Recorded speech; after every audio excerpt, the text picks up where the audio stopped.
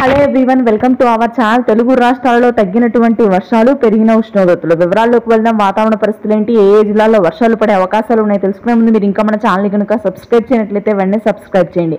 గత 2 రోజులుగా చెప్తూ వస్తున్న విధంగానే మధ్యాంధ్ర అదేవిధంగా ఉత్తరాంధ్ర జిల్లాల్లో బంగాళాఖాతంలో ఏర్పడినటువంటి అల్పపీడన కారణంగా మోస్తరు వర్షపాతం నమోదవుతుంది రానున్నటువంటి 2-3 రోజుల పాటు.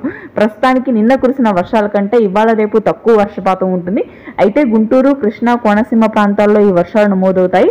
శ్రీకాకుళం, విజయనగరం, విశాఖపట్నం, వైజాగ్ పరిసర ప్రాంతాల్లో మాత్రం మోస్తరు నుంచి భారీ వర్షాలు కురుస్తాయి. ఈ నెల 23న బంగాళాఖాతంలో ఏర్పడినటువంటి అల్పపీడన ద్రోణి మరింతగా బలపడి ఒరిస్సా వద్ద తీరాన్ని దాటింది. ఈ సమయంలో తెలంగాణలో కూడా వర్షాలు నమోదు కానున్నాయి. ఉత్తర తెలంగాణలోని నిజామాబాద్, ఆదిలాబాద్, నల్గొండ, ఖమ్మం, భద్రాద్రి, కొత్తగూడెం, మేడ్చల్, మంచిర్యాల ప్రాంతాల్లో తేలికపాటి నుంచి మోస్తరు వర్షాలు ఉంటాయి. హైదరాబాద్ నగర ప్రాంతంలో ఈ రోజు రేపు భారీగా ఉష్ణోగ్రతలు పెరుగుతాయి.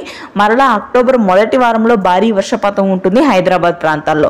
ఇక రాయలసీమ వ్యాప్తంగా చిరుజల్లులు మాత్రం నమోదవుతాయి. తిరుపతి, చిత్తూరు, పీలేరు ప్రాంతాల్లో చిరుజల్లులు కురవగా నెల్లూరు, ప్రకాశం జిల్లాలో ఉష్ణోగ్రతలు భారీగా పెరిగే అవకాశం ఉంది. మధ్యాంధ్ర, ఉత్తరాంధ్ర జిల్లాల్లో మాత్రం వర్షాలుంటాయి. Thanks for watching.